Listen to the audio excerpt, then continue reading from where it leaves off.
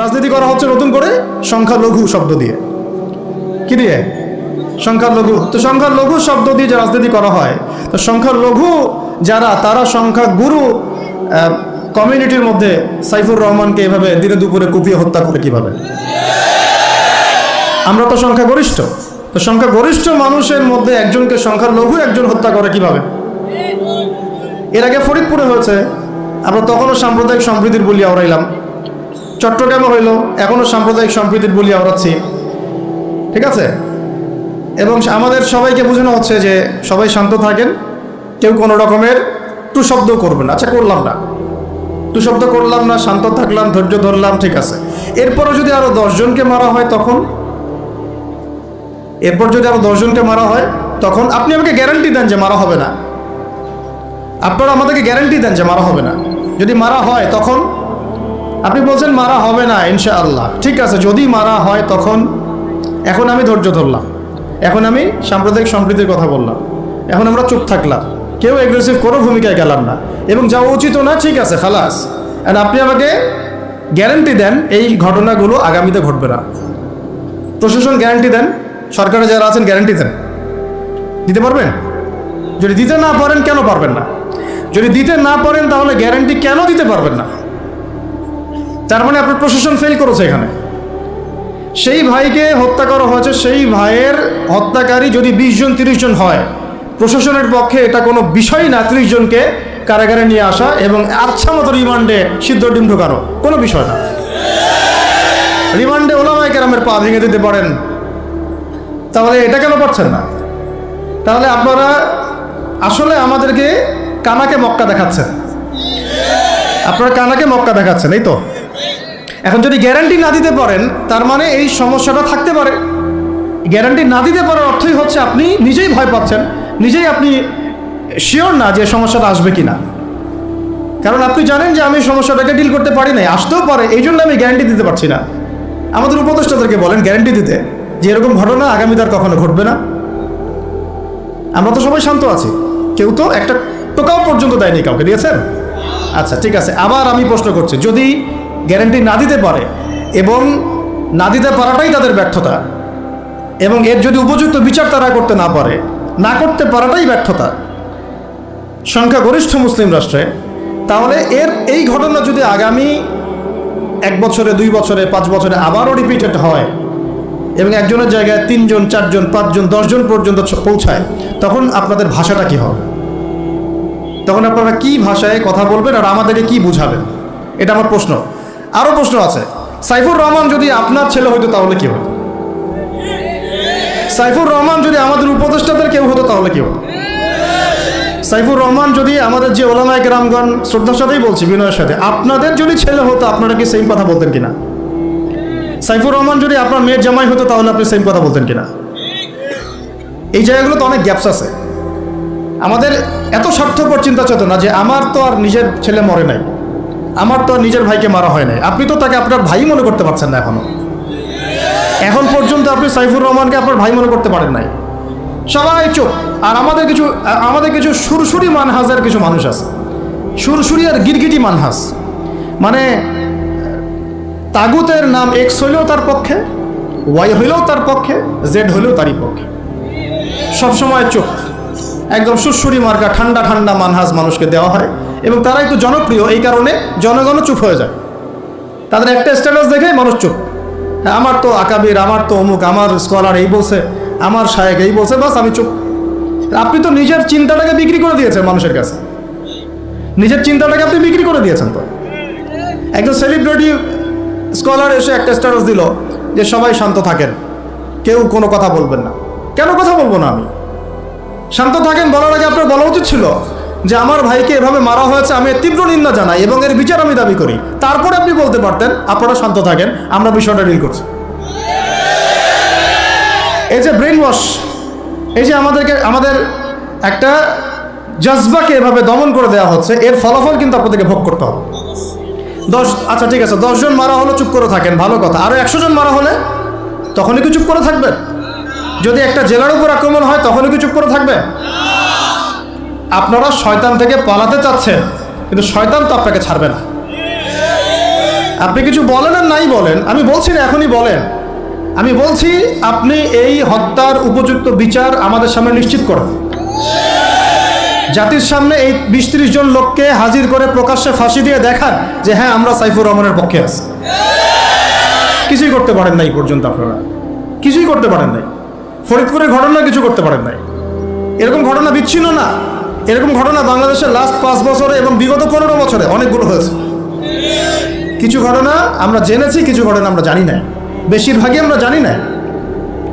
তো এই যে সমস্যাগুলো আমি সিরাত থেকে কেন বলছি, কারণ সিরাতে আপনাকে এগুলো সমাধান দেবে।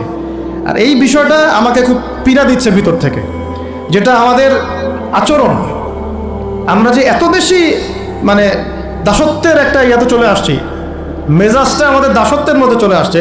আমরা শত্রুর চোখে চোখ রেখে কথাই বলতে পারি না। শত্রুর চোখে চোখ রেখে কথা না বললে তো সে আমাকে দাম দিবে না। কই, সে তো চায়নার সাথে এসব ডিল করতে পারে না, সে তো ইভেন পাকিস্তানের সাথেও তো পারে না। পাকিস্তানে কি খুব মুসলিমদের ঐক্য আছে নাকি? না, নাই তো। ওর ইন্টারনাল অবস্থা তো আমাদের চেয়ে অনেক সময় খারাপ। কয়েকটা পারমাণবিক বোম আছে, এই কারণে তার দিকে তাকাতে পারে না। স্বাধীনতার ৫০ বছরে কয়টা মিসাইল তৈরি করলেন? একটাও তো তৈরি করার ফিকির করলেন। তাহলে বিগত ৫০ বছরের ইতিহাস যদি আমরা ঘাঁটি, তাহলে দেখব যে যত রকমের মানব রচিত তন্ত্রমন্ত্র আছে, এই তথাকথিত গণতন্ত্রই বলেন, আর এই জাতীয়তাবাদের কথাই বলেন, আর এই তথাকথিত ধর্মনিরপেক্ষতাবাদ, আর এই কমিউনিজম যা আছে সব ফেল করেছে। পশ্চিমা সব মতবাদ এখানে এমনভাবে ফেল করেছে যেটা ইতিহাসে বিরল। তাহলে একটা মাত্র পথ আপনাদের সামনে এখন খোলা আছে, যেই পথ দিয়ে এই সমস্ত সমস্যার সলিউশন আনা সম্ভব। সেই পথটাই হচ্ছে ওই যে লেখা আছে, সিরার আলোকে উম্মার সংকট নিরসন কর। ওই সিরাতের আলোকে যদি উম্মার সংকট নিরসন করতে না পারি, আর কোনো রাস্তা আমাদের সামনে খোলা নাই। দিন কায়েমের শর্ত ৩টা বলেছেন না? ৩ নম্বর শর্তটাই হচ্ছে এটা যদি ইবাদত হয়, দিন কায়েম যদি একটা ইবাদত হয়ে থাকে, তাহলে সেই ইবাদত কবুল হবে শুধু একজন ব্যক্তির তরিকায়। কার তরিকায়? মুহাম্মদ রাসূলুল্লাহ সাল্লাল্লাহু আলাইহি ওয়াসাল্লামের তরিকায়। ইবাদত হতে হবে এক আল্লাহর জন্যে, হালাল রিজিক থাকতে হবে, এবং তরিকা হতে হবে কার? মুহাম্মদ রাসূলুল্লাহ সাল্লাল্লাহু আলাইহি ওয়াসাল্লাম। তো মুহাম্মদ সাল্লাল্লাহু আলাইহি ওয়াসাল্লামের তরিকাই হচ্ছে সিরাত, যেটার মধ্য দিয়ে আমরা দিন কায়েম করবো ইনশাআল্লাহ। আর কোনো রাস্তা খোলা নাই। যত তন্ত্রমন্ত্র নিয়ে আসো, যত তন্ত্রমন্ত্র, এখন তো ৪টা-৫টা আছে, আরও যদি নতুন কোনো তন্ত্রমন্ত্র নিয়ে আসে, তারপরেও এই জাতির মুক্তির কোনো পথ নাই সিরাত ছাড়া। এখন আমাদেরকে আগে সিরাত পড়তে হবে ভাই, সবাইকে আগে সিরাতটা পড়তে হবে। সিরাত পড়লে পরে আপনারা বুঝতে পারবেন যে ইনশাআল্লাহ তাআলা কোন পথে আমাদেরকে হাঁটতে হবে। সিরাত একটা গল্পের নাম নয় আর কি। যেমন ওযু করার সুন্নত আছে, তারপরে নামাজের সুন্নাহ পদ্ধতি আছে, আপনি মিসওয়াক করতে গেলেও একটা সুন্নাহ পদ্ধতি আছে, ইস্তেনজায় গেলেও একটা সুন্নাহ পদ্ধতি আছে, সওম রাখবেন সুন্নত একটা পদ্ধতি আছে। প্রত্যেকটা ইবাদতের, কাপড় পরা, কাপড় খোলা, বাসায় ঢোকা, বাসা থেকে বের হওয়া, গাড়িতে চড়া, প্রত্যেকটা পদক্ষেপের সুন্নত পদ্ধতি আছে। তো সিরাত আসলে কি? সিরাত হচ্ছে একটা সুন্নত। সিরাত নিজেই একটা সুন্নত। কিসের সুন্নত? সিরাত হচ্ছে কিভাবে আল্লাহ পাকের জমিনে সমস্ত তাগুতি, কুফরি, শিরকি, বিধান, মতবাদ, শক্তিকে উপরে ফেলে আল্লাহর দিন প্রতিষ্ঠা করতে হয়, এই সুন্নত। বুঝাতে পারলাম কথাটা গভীরতা? সিরাতও একটা সুন্নত। কিসের সুন্নত? কিভাবে একটা কুফরি সমাজকে উৎখাত করতে হবে, একটা তাগুতি সিস্টেমকে চেঞ্জ করতে হবে, কিভাবে আল্লাহদ্রোহী শক্তিকে পরাজিত করতে হবে, কিভাবে যেখানে লা ইলাহা ইল্লাল্লাহ মোটেই নাই সেখানে সেটা কায়েম করতে হবে। এক কথায় আল্লাহ পাকের জমিনে আল্লাহর দিন কায়েমের সুন্নতের নাম সিরাত।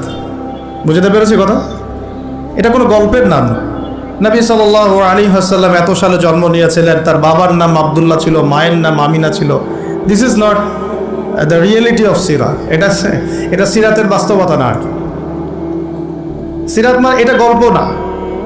ওটা আমরা আমাদের বাচ্চা থেকে ঘুমানোর সময় শোনাই যে আমাদের শেষ নবীর নাম মুহাম্মদ রাসূলুল্লাহ সাল্লাল্লাহু আলাইহি ওয়াসাল্লাম, তার বাবার নাম আব্দুল্লাহ, মায়ের নাম আমিনা, দাদার নাম আব্দুল মুত্তালিব, চাচা আবু তালেব, হ্যাঁ ইত্যাদি। বাবা মারা গিয়েছেন জন্মের আগে, মা ইন্তেকাল করেছেন 6 বছর বয়সে, দাদা ইন্তেকাল করেছেন 8 বছর বয়সে, এরপরে আবু তালেবের কাছে তিনি মানুষ হতে লাগলেন। এইগুলো গল্প।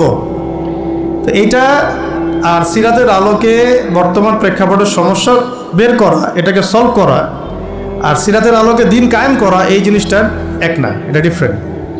তা আমরা এখন সিরাত কেন্দ্রিক যত আলোচনাই করছি বাংলাদেশে এবং করব, আলোচনার গন্তব্যটা হবে এরকম যে সিরাতের আলোকে দিন প্রতিষ্ঠা, সিরাতের আলোকে দিন প্রতিষ্ঠা। কারণ আমাদের দেশে দিনের রাজনৈতিক অবস্থান নাই, আমাদের দেশে দিনের রাজনৈতিক অবস্থান নাই। দিন সিরাতের আলোকে কায়েম করতে হলে কয়টা ক্ষেত্রে কায়েম করতে হবে সেটা আগে জেনে নেই। আচ্ছা, তার আগে একটা জিনিস আলোচনা করে নেই যে দিন কায়েম কি দুনিয়াবি কাজ না ইবাদত? এতটুকু তো বুঝেন, দিন কায়েম একটা ইবাদত। নামাজ, সওম, যাকাত, জিহাদ, তাবলীগ, দিন প্রতিষ্ঠা, যেটাকে আমরা আরবিতে বলি ইকামাতে দিন, এটা কি তাহলে একটা নিঃসন্দেহে ইবাদত। আমাদের নবীজি করেছেন, নবীজি নিজে করেছেন তো, সাহাবায়ে কেরাম এই যে 1400 বছর ধরে সলফে সালেহিন আকাবের আমাদের আসলাফরা করেছেন না? সবাই করেছেন। আচ্ছা, এখন এটা যদি ইবাদত হয়, ইবাদত কবুলের শর্ত কয়টা? একজন বলেন দেখি, ইবাদত কবুলের শর্ত কয়টা? 3টা, তাই তো? বেসিক শর্ত কয়টা? 3টা। একটা হচ্ছে ইবাদত হতে হবে এক আল্লাহর জন্য। কার জন্যে? তাহলে এই আল্লাহর জমিনে সিরাতের আলোকে দিন কায়েম করার লক্ষ্য উদ্দেশ্য থাকবে শুধু এক আল্লাহর সন্তুষ্টি অর্জন করা, শুধু এক আল্লাহকে রাজি খুশি করার জন্যে আমরা আল্লাহর জমিনে দিন কায়েমের চেষ্টা করব। খালাস, কথা ঠিক আছে?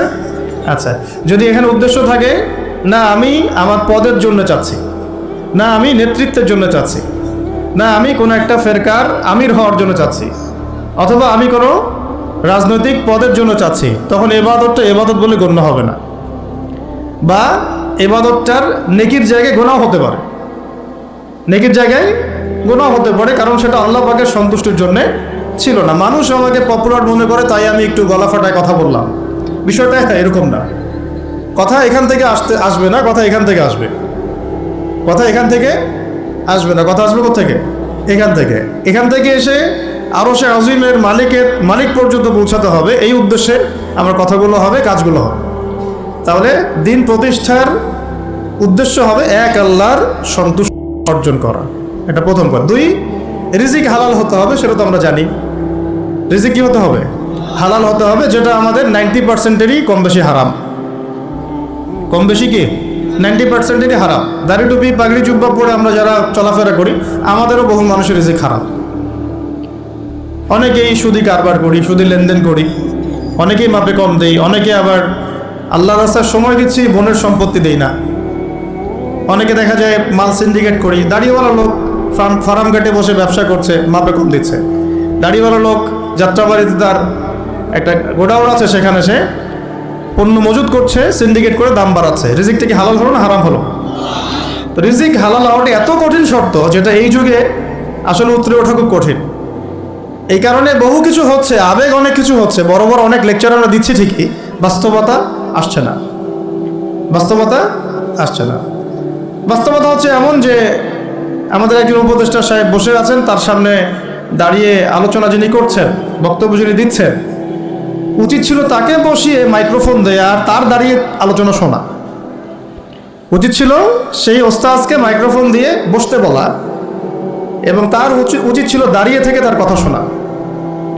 বাস্তবতা হচ্ছে যে আমরা সোশ্যাল, রাজনৈতিক, অর্থনৈতিক বিভিন্ন জায়গায় এখন পর্যন্ত ওই শক্তি অর্জন করতে পারি নাই যে শক্তি ওমর রাদিয়াল্লাহু আনহুর সময় আমাদের ছিল। এটা তো বাস্তবতা। কিন্তু মাঠে ময়দানে আমাদের কথা হচ্ছে মাশাআল্লাহ, অনেক বড় বড় কথা আমরা বলছি, অনেক সময় শোডাউন করে জনবল দিয়ে বা স্লোগান দিয়ে মনে করছি যে আমরা অনেক কিছু করে ফেলেছি, কিন্তু বাস্তবতাটা এমন না। বাস্তবতা অনেক অনেক অনেক বেশি খারাপ, যেটা আমরা চাই এই খারাপ অবস্থাটা দূর হোক। এই জন্যে আলোচনাগুলো আসা উচিত।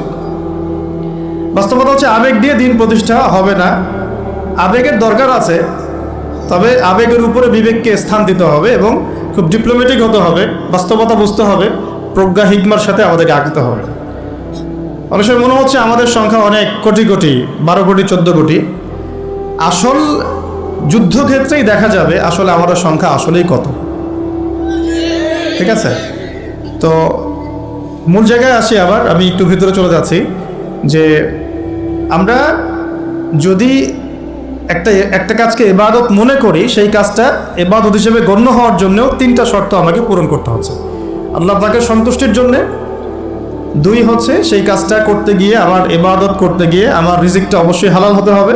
এই দুটোতেই আমরা আটকে গেছি। কিন্তু কারাগারে আমাদের ওলামায়ে কেরামগণ বসেছিলেন, তারা আলোচনা করছিলেন যে আমরা সবাই এক সেলে বসে আছি, আসলে কি সমস্যা, সবাই সমস্যা নিয়ে মুজাকারা করছে না, কিন্তু সমস্যাটা কি হলো। তো নাম বলতে চাচ্ছি না, আমাদের অনেক শ্রদ্ধেয় ওলামায়ে কেরাম তাদের অনেকেই বলেছিলেন যে মনে হয় ইখলাস ঠিক নাই, মনে হয় ইখলাস ঠিক নাই। হ্যাঁ, যদি ইখলাস ঠিক না থাকে কাজে বরকত আসবে না। ইখলাস কি? শুধু আল্লাহর জন্য করব, যাই করি শুধু আল্লাহর জন্য করব, মানুষকে দেখানোর জন্য না, জনপ্রিয়তা পাওয়ার জন্য না, মানুষের বাহবার জন্য না। এমনকি আমি যদি চাই বাংলাদেশে শরিয়া আইন কায়েম হোক, সেটা চাবো আল্লাহর জন্যে, আমি ক্ষমতায় গিয়ে কায়েম করবো এই জন্য না। এটা আল্লাহ পাক XYZ যে কাউকে দিয়ে করাইতে পারেন, সেটা আমি হইতে পারি, আপনি হইতে পারেন, যে কেউ হতে পারে। কিন্তু আমি চাচ্ছি শরিয়া আইন বাস্তবায়িত হোক।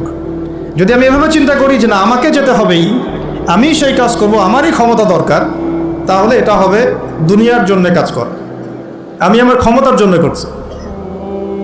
তো মূল বিষয়টা হচ্ছে সাহাবায়ে কেরাম রাদিয়াল্লাহু আনহুম আজমাইন তারা নিজেরা দায়িত্ব এড়িয়ে যেতেন, মানুষ জোর করে তাদেরকে দায়িত্ব দিতেন। এর ফলে কাজে বরকত হতো, ইখলাস ঠিক থাকতো। তারা দিনের বেলা ঘোড়সাওয়ার থাকতেন, রাতের বেলা দরবেশ থাকতেন। এই জন্যই দেখা যায় যে উমর রাদিয়াল্লাহু আনহু খেলাফতের সময় একটা বকরির বাচ্চাও না খেয়ে মারা যায় নাই। সুবহানাল্লাহ। আর একটু আগে তো আপনাদেরকে একটা এক্সাম্পল দিলাম যে আপনাদের 3 বারের রাস্তাঘাটের কি অবস্থা। তাহলে 50 বছর, স্বাধীনতার 50 বছর ধরে যারা পুরো বাংলাদেশের রাস্তাই ঠিক করতে পারে নাই, তারা কত বড় দুর্নীতিবাজ চিন্তা করে নাই।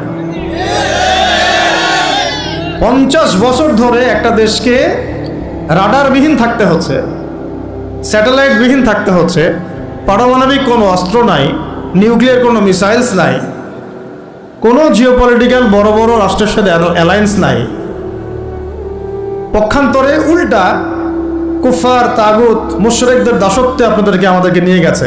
তাহলে 50 বছরের খেয়ানতের লিস্ট করলে মানে এক আসমান থেকে দ্বিতীয় আসমান পর্যন্ত হবে আর কি লিস্টটা। এত খেয়ানত 50-60 বছর হয়ে গেছে। এখনও যে বিষয়গুলো নিয়ে আমাদের কথা বলতে হচ্ছে, এটাই হচ্ছে সবচেয়ে লজ্জার। এই বিগত স্বাধীনতার 50 বছরে আমাদের এমন একটা জেনারেশন রেডিমেড পাওয়া উচিত ছিল, যাদের ঘরে ঘরে আলেম, ঘরে ঘরে হাফেজ। এখন ঘরে ঘরে খুঁজলেও, বোম মারলেও আলেম বের হয় না, ঘরে ঘরে খুঁজে ছান মারলে একটা করে হাফেজ বের হয় না, আলেম বের হয় না। ঘরে ঘরে ছান মারলে যে কোনো একটা টিকটকার ঠিকই বের হয়। এই বাস্তবতা আর আমাদের স্বপ্নের মধ্যে আসমান জমির পার্থক্য আছে।